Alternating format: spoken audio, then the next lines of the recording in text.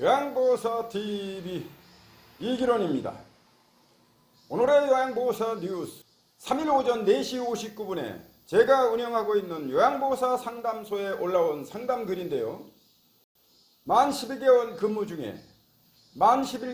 중에 센터장이 내일 당장 퇴사하라고 했다는군요. 싸가지 없죠.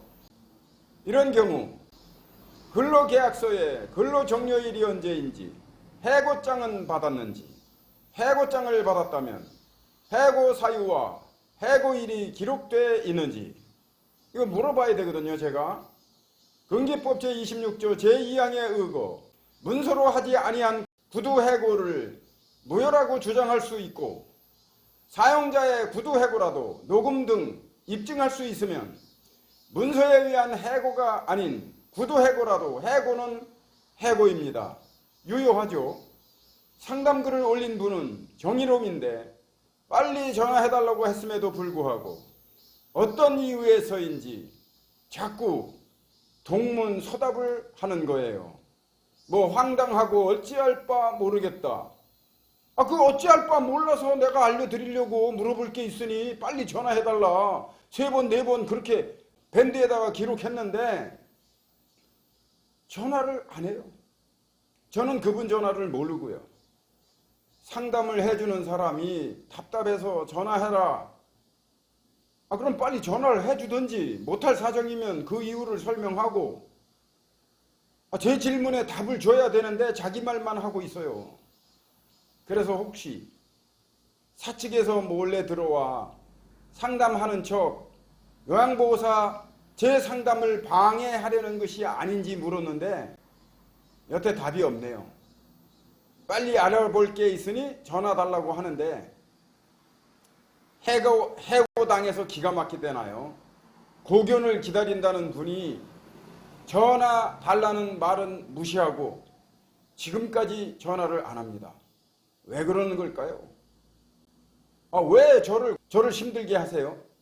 이 상담글을 올린 분은 사측에서 가만히 들어온 분으로 상담하라는 것이 아니고 저를 답답하게 하고 고통을 주려는 게 아닌가, 그렇게 판단해서 강퇴를 시킬까? 이런 생각을 했어요. 여기서 이러시면 안 됩니다. 오늘의 요양보호사 뉴스 끝. 다음 요양보호사 필수노동법 하루 하나씩 제27조 해고 사유의 서면 통지. 사용자는 근로자를 해고하려면 해고 사유와 해고 시기를 서면으로 통지하여야 한다. 제2항 근로자에 대한 해고는 제1항에 따라 서면으로 통지하여야 효력이 있다. 제2항에 따르면 구두 통보는 효력이 없는 걸까요? 가령 내일부터 회사 나올 것 없어 라고 한다면 요양보호사 중 누가 회사 나올 수 있겠어요? 효력이 없다는 것은 요양보호사, 즉 근로자가 효력 없다는 주장을 할 때 효력이 없는 겁니다. 이 법을 근거로 출근할 수 있어요. 왜? 효력 있는 문서를 달라. 그렇게 말할 수 있는 거죠. 사용자가 구두로 넌 내일부터 해고야 해놓고 자기 스스로, 사용자 스스로 이 법에 의거 내가 한 말은 무효인데 라고 말할 수 있나요? 안 됩니다. 금반원의 원칙 위반. 1구2연 안 됩니다. 자기가 해고라고 해놓고 이 법을 끌어들여서 무효인데 장난합니까 지금? 구두 해고도 무효라고 주장할 수 있는 사람은 그 구두 해고를 통보받은 요양보호사 근로자입니다. 구두 해고는 무효라고 하면서 해고장 달래도 안 주면 출근해도 됩니다. 하지만 해고장을 받았어요. 해고죠. 그러고 출근하면 주거침입입니다.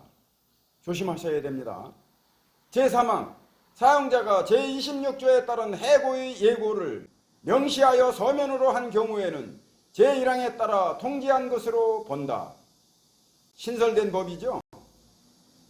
해고 사유와 해고 시기가 명시되어 있지 아니하면 해고, 예고 통지라고 볼 수 없다는 뜻입니다.